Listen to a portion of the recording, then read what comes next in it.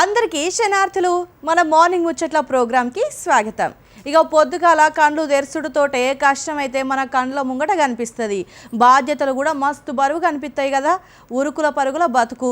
పొద్దుగాల గూటి నుండి బయటకు వెళ్తే మళ్ళీ గూటికి చేరే వరకు ఎన్నో పరేషాన్లు ఉంటాయి. ఇట్లాంటి పరేషాన్ల మధ్య మనిషి తనకు కావలసిన వాటిని గట్టిగా అయితే వదిలేస్తున్నాడు ఖచ్చితంగా.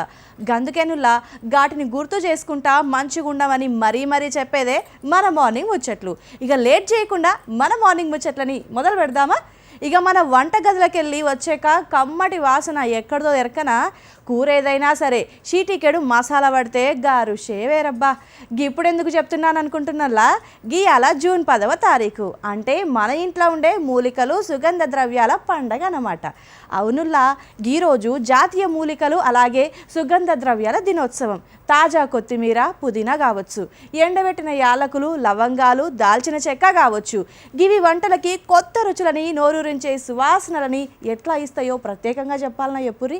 కేవలం రుచి కోసమే కాదుల్లా, మన ముసలవ్వలు చెప్పే ఆయుర్వేద చిట్కాలు ఆరోగ్యం కూడా గీటిలా పుష్కలంగా ఉంటాయన్నట్టు.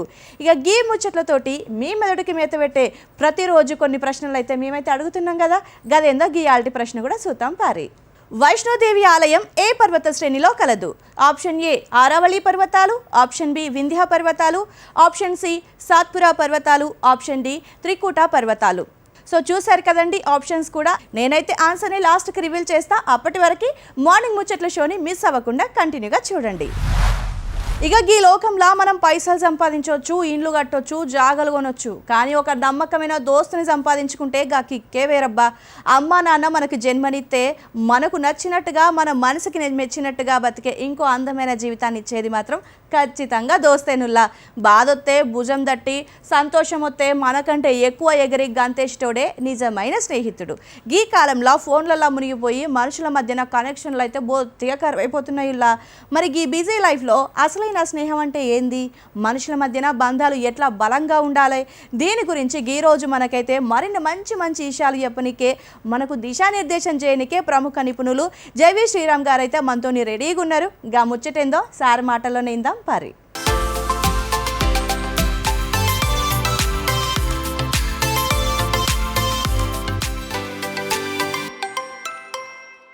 Good morning.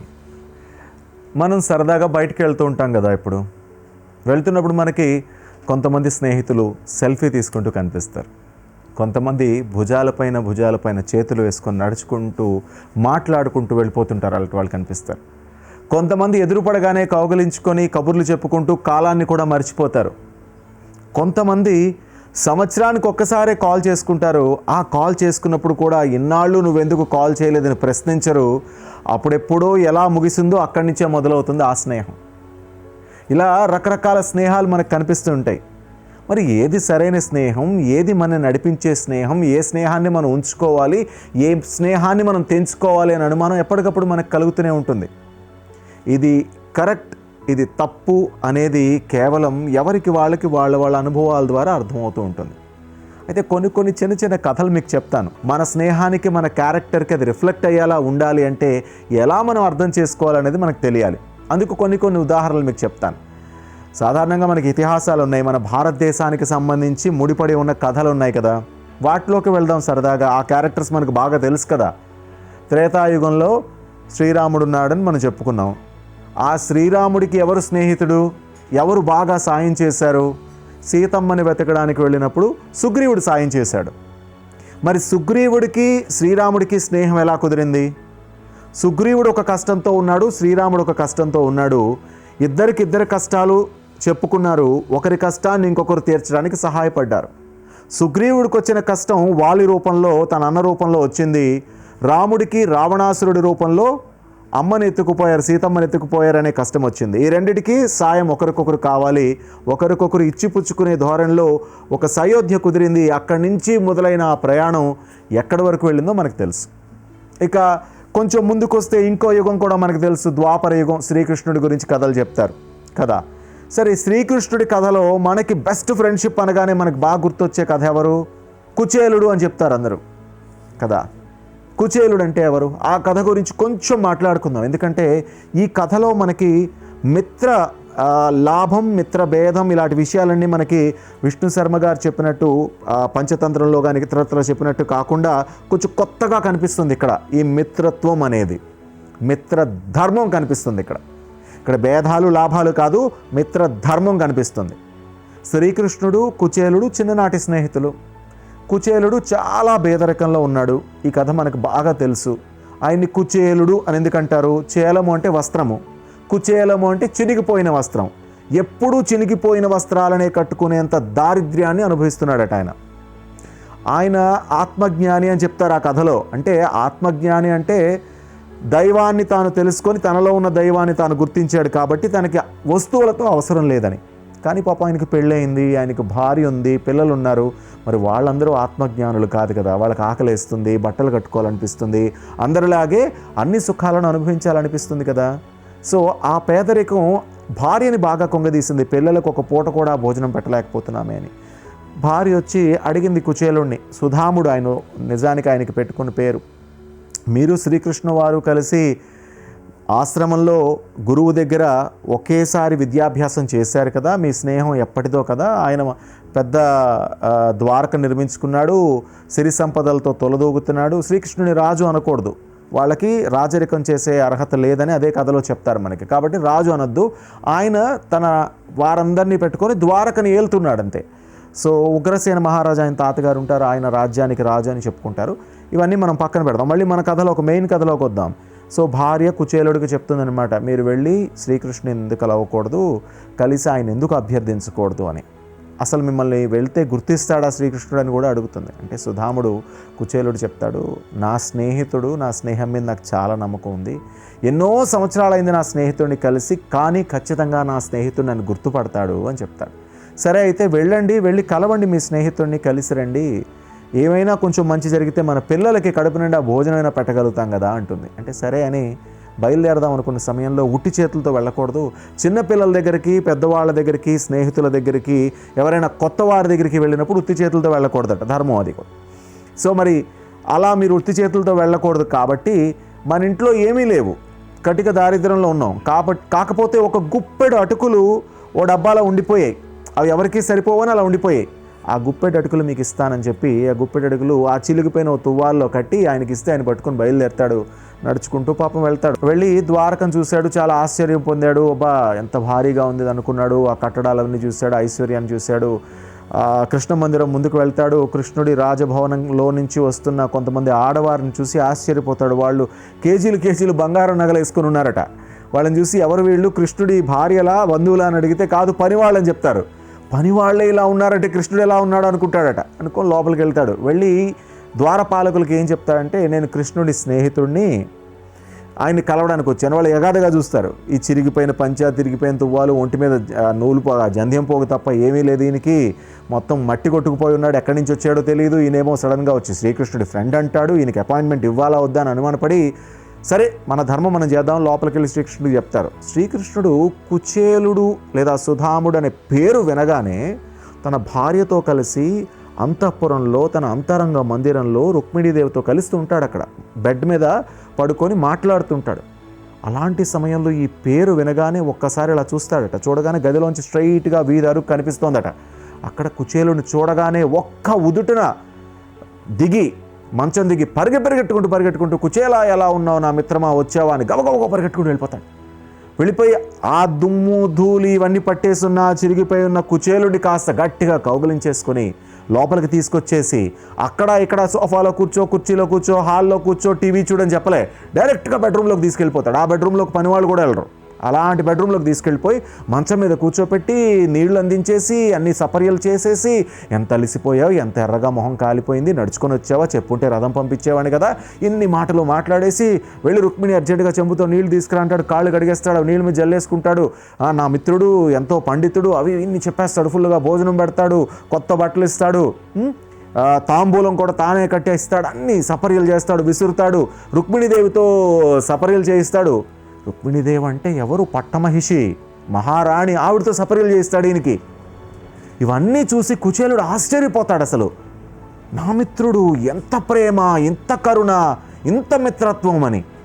అంతా అయిపోయిన తర్వాత కుచేల నా కోసం ఏమైనా తెచ్చావా, ఏదో తెచ్చినట్టున్నావు అని అడుగుతాడు.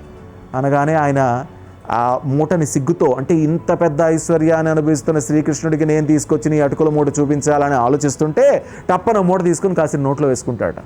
వేసుకొని రెండో పిడికడు మళ్ళీ వేసుకోబోతుంటే రుక్మిదేవి ఆపేసి మేము కూడా తినాలని తీసుకుంటుందట. అంతే, అక్కడ వరకు మనం కథను అలాగే ఆలోచిద్దాం. అన్ని బాగోగులు అడుగుతాడు కృష్ణుడు, అన్ని విషయాలు అడుగుతాడు. కానీ భార్య పిల్లలు ఎలా ఉన్నారు, నీ పేదరికమా, ఇవేవి అడగడు.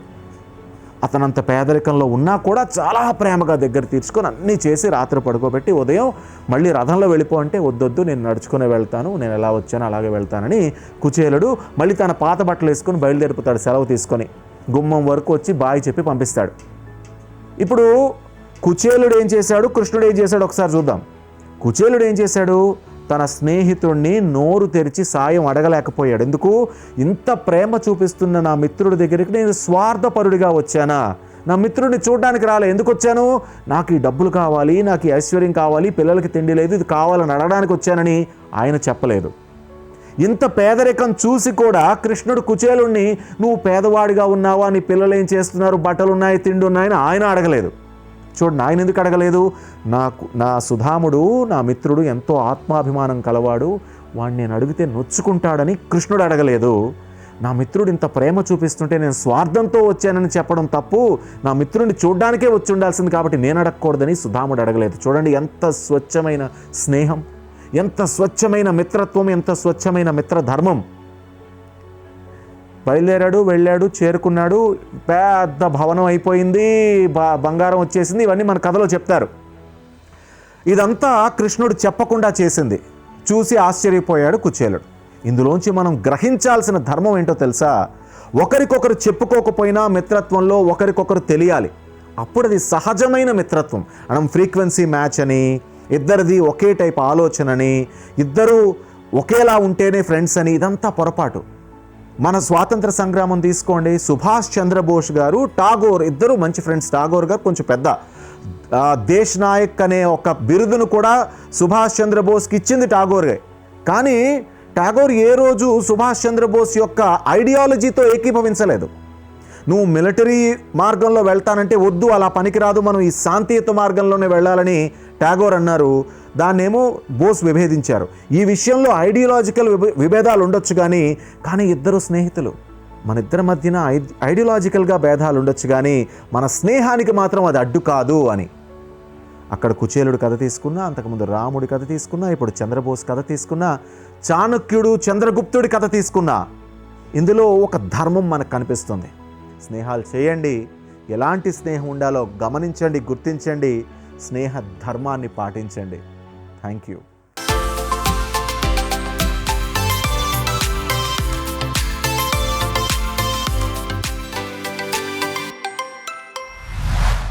ఇక చూసిరు కదా జేబీ శ్రీరామ్ సారు ఎంత చక్కగా చెప్పిండో. దోస్తానా అంటే ఉత్తగానే కలిసి ఛాయ్ తాగుడు కాదుల్లా, ఫోటోలు దిగుడు అస్సలే కాదు, ఒకరికొకరు అర్థం చేసుకునుడు, కష్ట సుఖాల్లో తోడుండు అన్నట్టు. ఇక లోకంలో ఎన్ని బంధాలున్నా సరే మనుషుల మధ్యన ఉండే గా ఆత్మీయమైన కనెక్షనే మనల్ని ఎప్పుడు కూడా నవ్విస్తా బతికిస్తుంటుంది.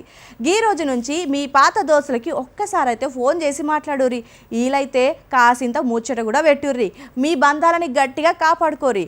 ఇక ఈ రోజులలో మనుషులకి సుఖం ముందర ఉంటుందో లేదో తెలియదు, కానీ రోగాలు మాత్రం లైన్ గట్టి నిలబడుతున్నాయి మనకైతే. అందుకెళ్ళి మెయిన్ ప్రాబ్లం తలనొప్పి. అసలు ఈ తలనొప్పి వస్తే ఎట్లుంటుందో ఎరకనా, ఒక్కొక్కరికి అబ్బో ఒక్కో తీరుగా ఉంటుంది. కొందరికేమో తలకు లెఫ్ట్ సైడ్ గుంజినట్టు అవుతుంది, కొందరికేమో రైట్ సైడ్ కొట్టుకుంటుంది. ఇక ఇంకొందరికి అయితే ముంగట, మరికొందరికి వెనకాల. అబ్బా గీ తలనొప్పులు అయితే నానా రకాలు బంచన్. కానీ గీటన్నింటికి కూడా ఖతర్నాకు నొప్పి ఒకటి ఉన్నది తెలుసా, గదే మైగ్రేన్ తలనొప్పి. ఈ మైగ్రేన్ నొప్పి ఒక్కసారి కనుక వచ్చిందంటేనా ఇంకా అంతే సంగతులు. ఇల్లు ఊడబుద్ధి కాదు, వంట చేయబుద్ధి కాదు, ఆఫీస్ పని అస్సలే చేయబుద్ధి కాదు. కండ్ల ముంగట ఎవరైనా సరే లైట్ వేసినా సరే గట్టిగా మాట్లాడినా ప్రాణం అయితే ఎల్లాడిపోతుందిలా. ఒకటే తలకాయ నొప్పి, ఏం చేయాలో దోచక ఏ టాబ్లెట్ వేసుకున్నా సరే తగ్గకైతే చచ్చిపోతుంటారు చాలా మంది. మరి గిట్లాంటి మైగ్రేన్ తలనొప్పిని శాశ్వతంగా తరిమి కొట్టనికే మన యోగాలో కూడా నయా పైసా ఖర్చు లేకుండా ఉపాయాలు మస్తుగున్నాయంట. మన త్రిపుర మేడం గారు మైగ్రేన్ తగ్గించి సులువైన యోగాసనాల గురించి ఇప్పుడైతే మనకు చెప్తాండ్రు. మరి లేట్ ఎందుకు, చూసేద్దాం పారి.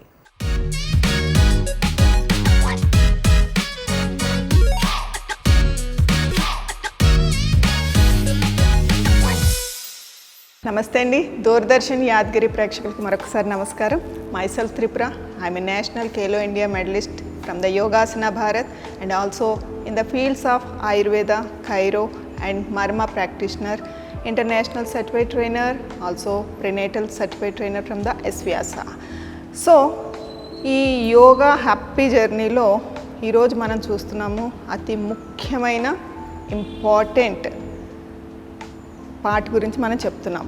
అది ఏంటంటే, మనం హాయిగా పడుకున్నాం అనుకోండి, మధ్యలో ఒక కాల్ వస్తుంది. ఏంటంటే, అమ్మా నేను ఈరోజు రావట్లేదు పనికి, అంతే అయిపోయింది కథం, మొత్తం హెడేక్ ఎక్కడి నుంచో వస్తుంది. అబ్బా ఈరోజు అంతా పని అంతా మనమే చేసుకోవాలి కదా అని. అలాంటి టైంలో అండ్ ఆల్సో మన టీవీ రిమోట్ మనకి కావాల్సినప్పుడు రానప్పుడు, ఆల్సో మనకి కావలసిన టైంకి ఫుడ్ పడకపోయినా ఈ హెడేక్ అన్నది కామన్గా వస్తాయి. సో ఈ హెడేక్స్ అనేవి కామన్, రెగ్యులర్ లైఫ్లో కొంచెం కొంచెంగా ఎప్పుడోకప్పుడు మనం ఫేస్ చేస్తూనే ఉంటాం. కానీ ఇదే పెయిన్ మనకి కంటిన్యూస్గా వచ్చి ఒకవైపు లేకపోతే అదర్ సైడ్ లేకపోతే బోత్ సైడ్స్ బ్యాక్ సైడ్ ఇట్లా కంటిన్యూస్గా వచ్చి అది సివియర్ అయిపోయి మన డైలీ రొటీన్ లైఫ్కి చాలా ఇబ్బందికరంగా ఉంటే మాత్రం మనం we should be in our life yoga.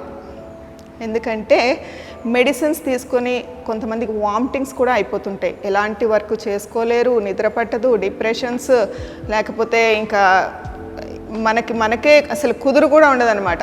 ఇట్లాంటివన్నీ కూడా మనం చెక్ పెట్టొచ్చు మన యోగా ద్వారా. కొన్ని ఆసనాస్ రెగ్యులర్గా మనం చేసుకుంటూ వాటర్ ఒకటి ప్రాపర్గా తీసుకోవాలి అండ్ ఆల్సో మనకి డైజెస్టివ్ సిస్టమ్ ప్రాపర్గా ఉండాలి అండ్ ఆల్సో దీంతో పాటు మన మోషన్ ఒకటి డైలీ గట్ క్లీన్ అన్నది కంపల్సరీ ఉండాలి. దానివల్ల సగం ప్రాబ్లమ్స్ అన్నవి క్లియర్ అవుతాయి.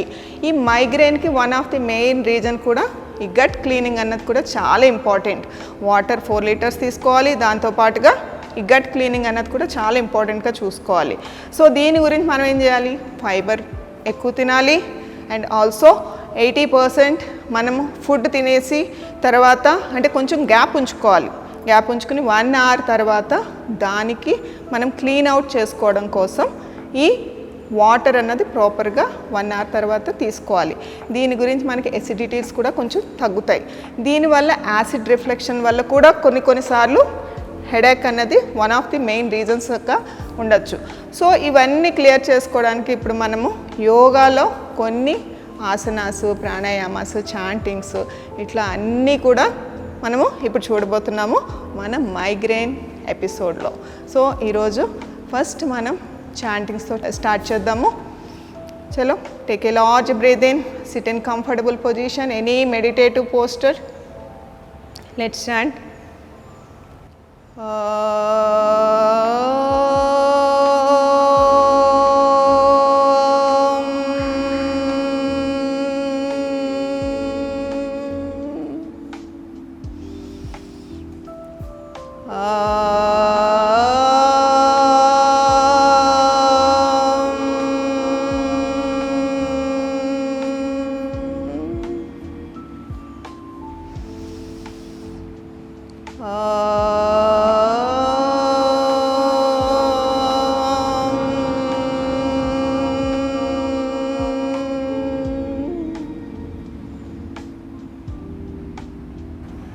Observe your breath. Gently palms in Namaskar Sthiti. Let's chant, repeat after me. Akhanda Mandalakara Vyaptam Yena Characharam Tatpadam Darshitam Yena Tasmai Sri Gurave Namaha. Gurur Brahma Gurur Vishnu Gurur Devo Maheshwaraha Gurur Sakshat Parabrahma తస్మై శ్రీ గురవే నమః. సహనావవతు సహనౌ భృనత్తు సహ వీర్యం కర్వావహై తేజస్వినావదితమస్తు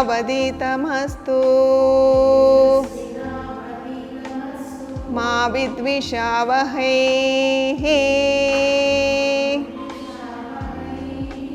ఓం శాంతి శాంతి శాంతి.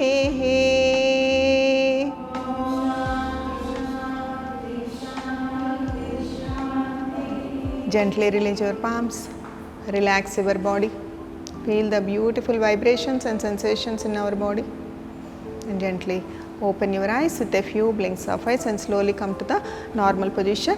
ఇప్పుడు మనం ప్రాణాయామం చూద్దాము. First మైగ్రేన్కి maximum మనం యూజ్ చేసేది చాలా హెల్ప్ అయ్యేది భ్రామరి అండి. Close your eyes, years, nostril region and the tip of our lips and let's chant ma chanting. You have to chant like a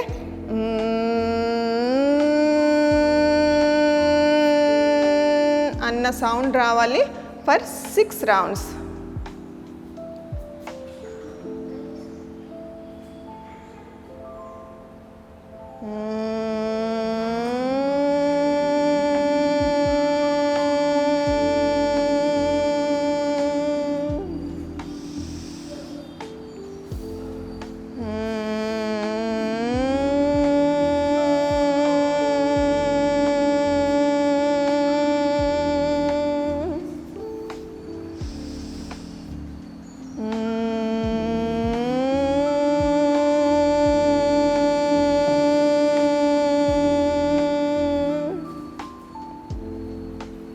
After completing of Brahmari, relax your palms, relax your sense organs, relax your brain, feel the beautiful vibrations and sensations in all the organs of our sense, and gently open your eyes with a few blinks of eyes and slowly come to the normal position. ఇంకొక ప్రాణాయామం ఉందండి. This will helps you a lot for to activate our left and the right brain. Kapalbhati అన్నది మనకి చాలా important for migraine. It's a cleansing technique లా కూడా మనకి use అవుతుంది from the abdominal region towards the brain. Okay, ఇప్పుడు first left hand in chin mudra and right hand nasika mudra. Close your right nostrils. 1 inhalation చేసుకుంటూ active exhalations for 60 counts. Inhale,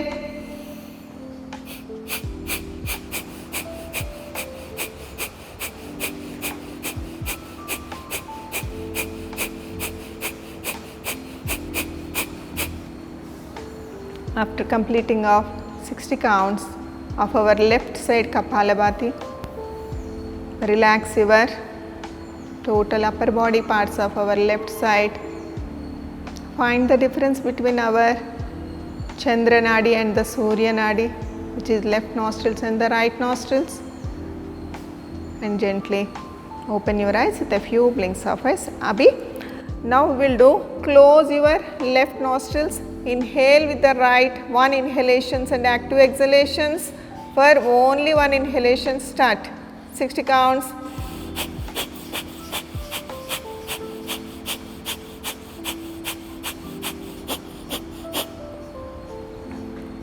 స్లోగా relax చేసుకుంటూ relax your right side upper body parts of our internal organs and the cells, and gently open your eyes with a few blinks of ice. And స్లోగా ఈ కపాలభాతిలో types కూడా ఉంటాయండి. First intervals స్లోగా చేసేవి కూడా ఉంటాయి. అది కొంచెం బీపీ ఎక్కువ ఉన్నవాళ్ళు ఇట్లా చేయకూడదు. బీపీ హై బీపీ ఉన్నవాళ్ళు స్లోగా ఇంటర్వెల్స్ ఎక్కువ తీసుకుంటూ చేసుకోవాలి. లైక్ దిస్, అంటే హార్ట్ మీద ఎక్కువ ప్రెషర్ రాకుండా స్లోగా యూజ్ చేసుకోవాలి. బికాస్ ఒకటి చేస్తే ఇంకొక దానికి సైడ్ ఎఫెక్ట్స్ ఎప్పుడూ రాకూడదు. సో ఇలాంటివన్నీ కూడా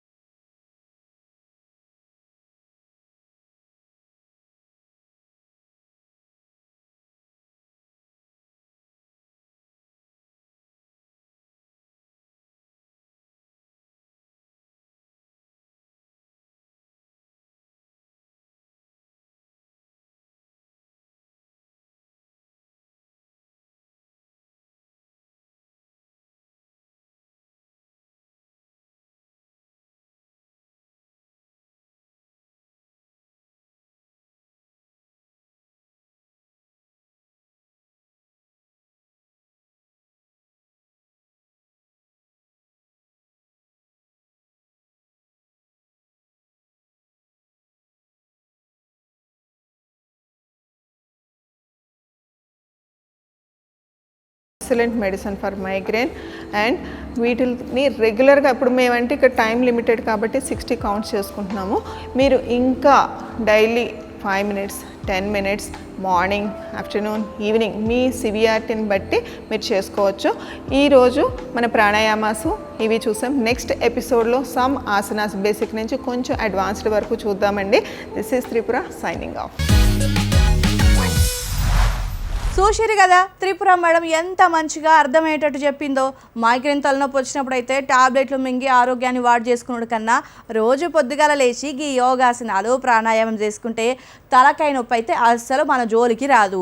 మైగ్రేన్ లేనోళ్ళు కూడా గీ ఆసనాలు వేస్తే బుర్ర అయితే ఎప్పుడు కూల్గా ఫ్రెష్గా ఉంటుంది. ఇక నాష్టా ముచ్చట్లకు వస్తే పన్నీర్ అంటే అందరికీ ఇష్టమే కానీ గీయాల మనం చేయబోది మామూలు నాష్టా అయితే కాదు. ఇదొక వెరైటీ నాష్టా. దీని పేరు పన్నీర్ జార్. ఏంది జార్ అంటున్నానని ఆశ్చర్యపోతున్నారా? మన పాతకాలపు పద్ధతికి ఈ కొత్త కాలపు స్టైల్ని అద్ది నోట్లో పెడితే అమృతం లెక్క కరిగిపోయేటట్టు ఎట్టా చేయాలనో గీయాలైతే చూద్దాం. గీ నాష్టా చూస్తే మీకే తెలుస్తుంది.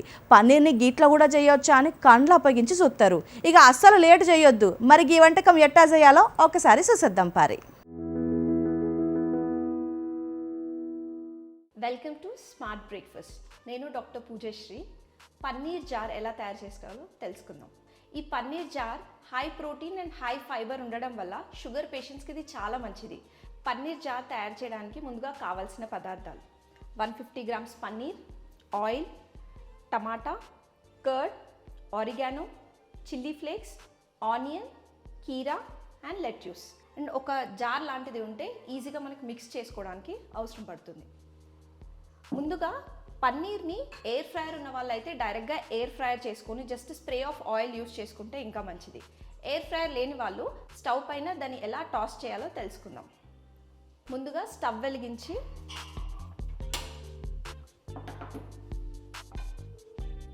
ప్యాన్ పెట్టి దీనిపైన జస్ట్ ఒక హాఫ్ స్పూన్ అంటే around just 5 grams of oil use చేసి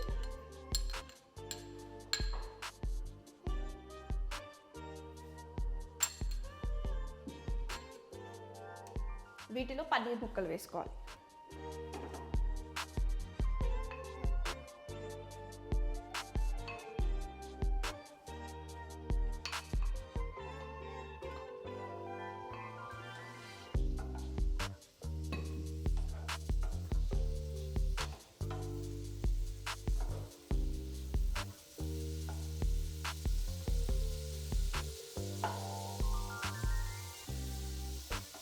కొంచెం బ్రౌనిష్ కలర్ వచ్చేంత వరకు వీటిని టాస్ చేసుకోవాలి.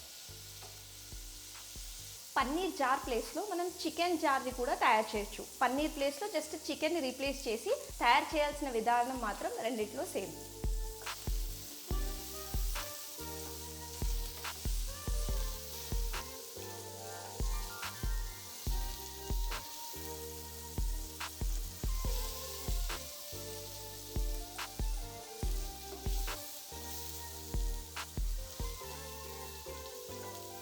ఇలా పన్నీర్ మంచిగా బ్రౌనిష్ కలర్ టోస్ అయ్యే వరకు చూసి స్టవ్ ఆఫ్ చేసుకోవాలి.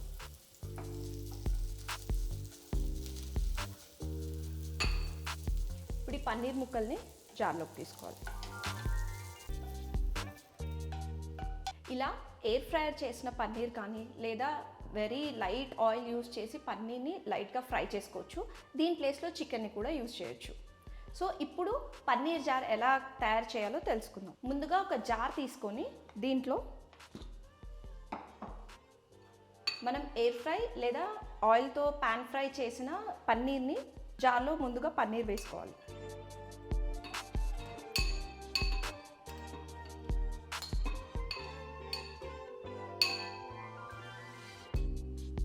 పన్నీర్ జార్లో ఇలా ఎయిర్ ఫ్రై లేదా పాన్ ఫ్రై చేసుకున్న పన్నీర్ని ముందుగా జార్లోకి యాడ్ చేసుకోవాలి.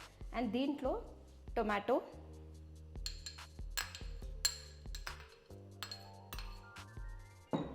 కీరా,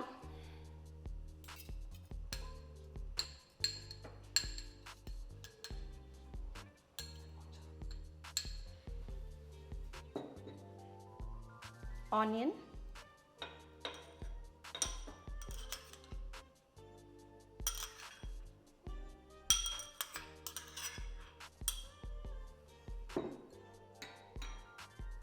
దాంట్లోకి 1 cup curd,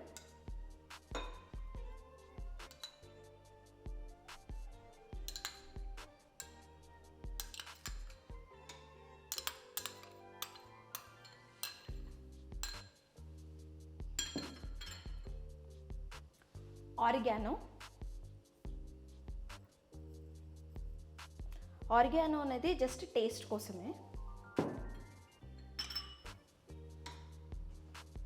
and chilli flakes.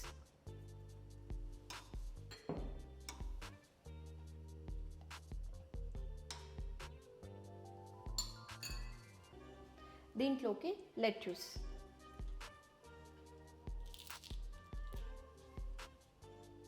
చిన్న ముక్కలుగా చేసుకొని ఈ లెట్యూస్ని యాడ్ చేసుకోవాలి.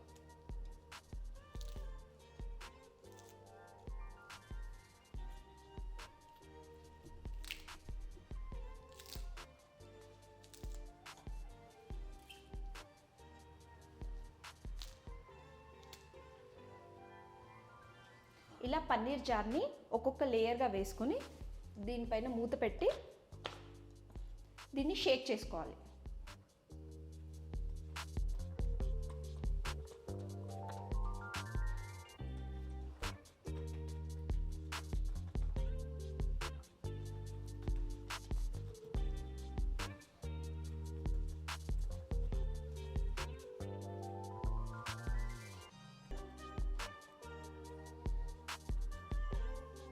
సో ఇలా షేక్ చేసిన పన్నీర్ జాన్ని మనం బౌల్లోకి సర్వ్ చేసుకోవాలి.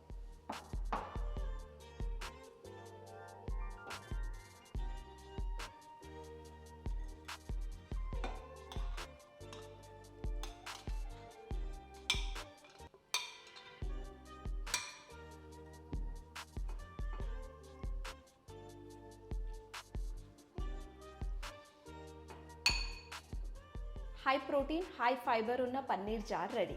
ఇది షుగర్ పేషెంట్స్కి, వెయిట్ లాస్ అవుదాం అనుకున్న వాళ్ళకి చాలా మంచి బ్రేక్ఫాస్ట్. ఇది ఖచ్చితంగా ట్రై చేయండి.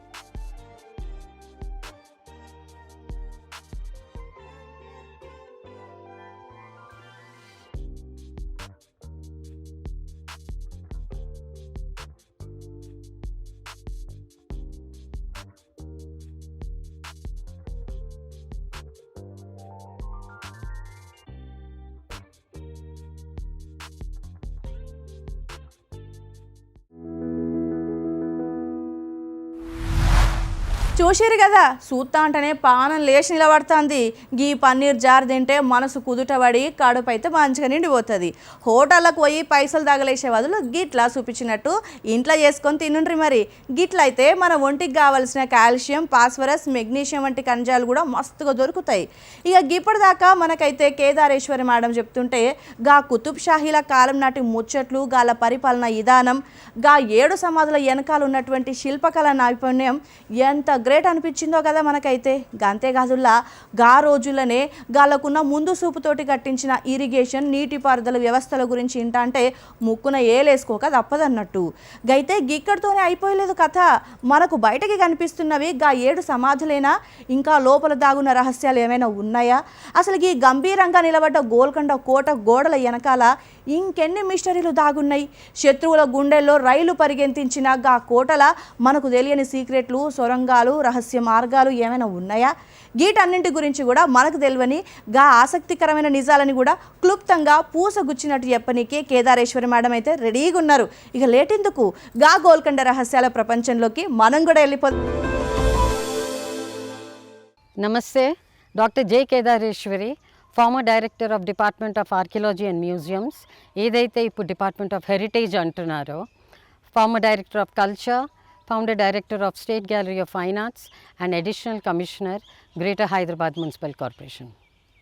చాలా beautiful medieval, Bahmani, Qutb Shahi architectural స్టైల్స్లో టూమ్స్ చూసాం, మెసోలియమ్స్ చూసాం, మాస్క్స్ చూసాం, fountains, pools of water, step wells, Badi Baoli, Hakim tombs, Premamati Taramati tombs, commander tombs, many unnamed tombs.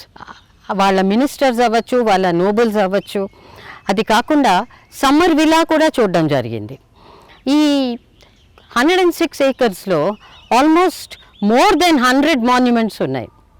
ఈ మాన్యుమెంట్స్లో మెయిన్ హైలైట్ చేస్తూ మాన్యుమెంట్ ఫీచర్స్ కానీ, గార్డెన్ టూమ్స్ క్యారెక్టరిస్టిక్స్ కానీ, ఈ గార్డెన్ హెరిటేజ్ లెగసీ ఏదైతే మనకి ముఘల్స్ నుంచి వచ్చిందో, హుమాయూన్ టూమ్స్ అయినా సరే, తాజ్మహల్ గార్డెన్ టూమ్స్ అయినా సరే, అక్కడి నుంచి వచ్చిన లెగసీ ఈ గార్డెన్ టూమ్స్. ఈ చార్ కమన్ ప్యారడైజ్ గార్డెన్ కాన్సెప్ట్, చార్ చమన్ కాన్సెప్ట్ కూడా ఎక్స్ప్లెయిన్ చేయడం జరిగింది. At the end of this tour మనకి ఏం తెలుస్తుందంటే, గార్డెన్ ఆర్కిటెక్చర్తో పాటు బిల్ట్ హెరిటేజ్ ఎలా బ్యాలెన్స్ చేశారో యూనిటీ కనిపిస్తోంది ఇక్కడ. గార్డెన్ని చూడకుండా బెల్ట్ హెరిటేజ్ చూడలేం, అది చూస్తూ ఇది చూస్తున్నాం. అంటే ఈ టూమ్స్ని గార్డెన్ చార్ చమన్ మధ్యన కన్స్ట్రక్ట్ చేసి ఒక కొలోసల్ మౌంటైన్ లాగా ఎంత పెద్ద పెద్ద రాజులు వీళ్ళో తెలుస్తోంది.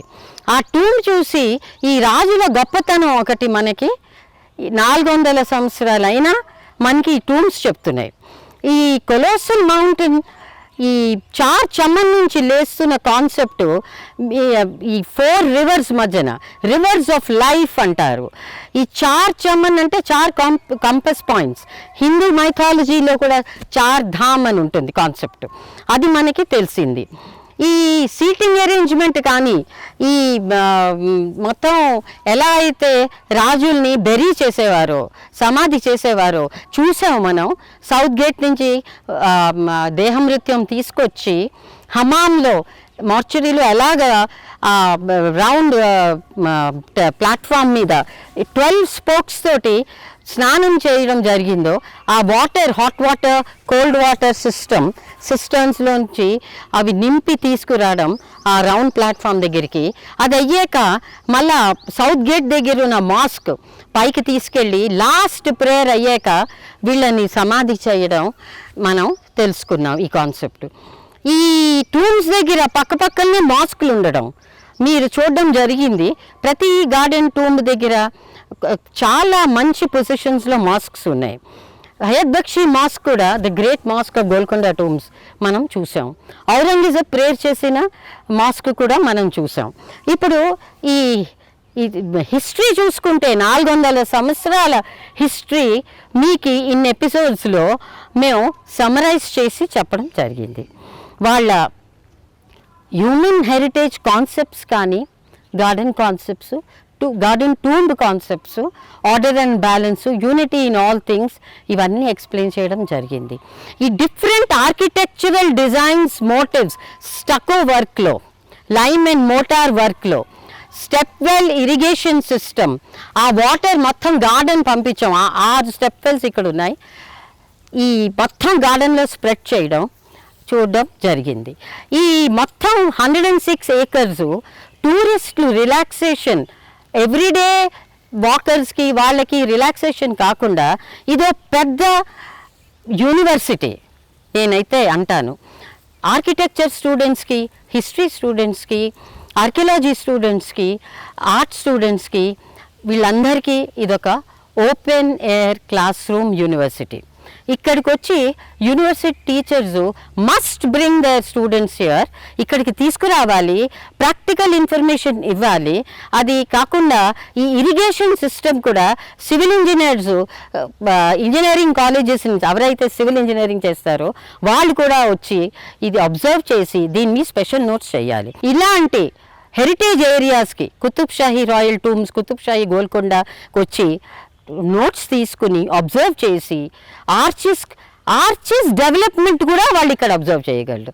Simple plain arches, wide eyed arches, stone sided arches, beautiful laced arches, laced with geometric design, floral designs arches కూడా నోట్ చేసుకోగలరు. Thank you. గోల్కొండ కోట అంటే ఉత్తగానే రాళ్ళతోని కట్టిన కట్టుడు కాదుల్లా, అడుగడుగున ఓ అద్భుతం అన్నట్టు ఎన్నో ఇతిహాసాల సమాహారం అని కేదారేశ్వరి మేడం మాటల్లో ఏంటంటే ఒళ్ళైతే గగ్గుర ఒడిచింది నాకైతే. గా 7 సమాధుల వెనకాల మర్మంగాని గోల్కొండ కోటలో దాగున్న రహస్యాలు ఇన్నాక మన చరిత్ర ఎంత గొప్పదో గాళ్ళ బుద్ధి బలం ఎంతటిదో మరొక్కసారి అయితే అర్థమవుతుంది. ఇక గిట్లనే మరి మన యాదగిరి ఛానల్లో కూడా ప్రసారమయ్యే సూపర్ ప్రోగ్రామ్స్ మస్తుగా ఉన్నాయి.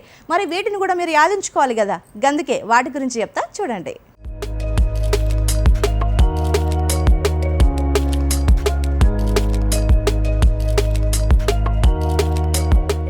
ఈ రోజు దూరదర్శన్లో ప్రసారమయ్యే ముఖ్య కార్యక్రమాలు: ఉదయం 9 గంటలకి హాలీవుడ్ సినిమాలో భాగంగా బిఫోర్ ఐ వేక్ సినిమా, మధ్యాహ్నం 12 గంటలకి మే ముందుకి రానుంది మధురాతి మధురమైన పాటలని మే ముంగిట నిలిపే కొత్త గాత్రాలను మీకు పరిచయం చేసే వేదిక పాటల పల్లకి కార్యక్రమం. ఇక ఈ రోజు మధ్యాహ్నం సినిమాలో నారీ నారీ నడుమ మురారి సినిమా, బాలకృష్ణ, శోభన, నిరోష ప్రధాన పాత్రలో నటించిన ఈ సినిమా ఈ మధ్యాహ్నం 2 గంటలకి. సాయంత్రం 5 గంటలకి రైతు నేస్తం కార్యక్రమంలో ఖరీఫ్ కూరగాయల సాగులో అధిక దిగుబడులు, మేలైన యాజమాన్య పద్ధతుల గురించి doctor R Preetham Goud associate dean గారితో చర్చా కార్యక్రమం. సాయంత్రం 5:30 ప్రతిరోజు కొత్త కార్యక్రమంతో మీ ముందుకి రానుంది రంగురంగుల హరివిల్లు సింగడి కార్యక్రమంలో భాగంగా ఆనాటి చరిత్రని మనకి పరిచయం చేసే కార్యక్రమం తెలంగాణ వైభవం. రాత్రి 8 గంటలకు పల్లె జానపదాలు పాడుతూ ఆడుతూ మిమ్మలందరినీ ఎంతగానో అలరించే ఆటాపాట సీజన్ 3. ఈ రోజు రాత్రి సినిమాలో ఆచల సందడి సినిమా, అలీ రసిక ప్రధాన పాత్రలో నటించిన ఈ సినిమా రాత్రి 9:30 ఇక ఈ రోజు దూరదర్శన్ లో ప్రసారమయ్యే తెలుగు వార్తలు ఉదయం 8 గంటలకి, మధ్యాహ్నం 1 గంటకి, రాత్రి 7 గంటలకి, రాత్రి 9 గంటలకి. ఇక ఉర్దూలో వార్తలు మధ్యాహ్నం 1:30 తిరిగి రాత్రి 7:30. రేపు ఉదయం 6:15 సన్మార్గం కార్యక్రమం, రేపు ఉదయం 6:30 నిత్యార్చన కార్యక్రమం. ఇక రేపటి ముఖ్య కార్యక్రమాలు రేపటి మార్నింగ్ ముచ్చట్లలో తెలుసుకుందాం. ఇగో గియాల్టి మన ప్రశ్న అయితే మళ్ళీ మీకోసం రిపీట్ చేస్తున్నా, మంచి గినూరి. వైష్ణోదేవి ఆలయం ఏ పర్వత శ్రేణిలో కలదు? ఆప్షన్ ఏ ఆరవలి పర్వతాలు, ఆప్షన్ బి వింధ్యా పర్వతాలు, ఆప్షన్ సి సాత్పురా పర్వతాలు, ఆప్షన్ డి త్రికుటా పర్వతాలు. నేనైతే ఆన్సర్ని రివీల్ చేస్తున్నా. ఆన్సర్ వచ్చేసి ఆప్షన్ డి జమ్మూ కాశ్మీర్లోని కత్రా సమీపంలో ఉన్న త్రికుటా పర్వతాలలోని వైష్ణోదేవి ఆలయం ఉంటుందన్నట్టు. ఇక నేను తీసుకొచ్చిన ముచ్చట్లు మంచిగా ఉన్నాయి కదా. మన మార్నింగ్ ముచ్చట్ల ప్రోగ్రాం గురించి మీ సలహాలు సూచనలు మాకు మెయిల్ చేయండి. మా మెయిల్ ఐడి programs.ddiyadgiri@gmail.com. గిట్లనే రేపు మళ్ళీ పొద్దుగాల వచ్చి మార్నింగ్ ముచ్చట్లలో కలుద్దాం. గప్పటి వరకు జరంత పైలం.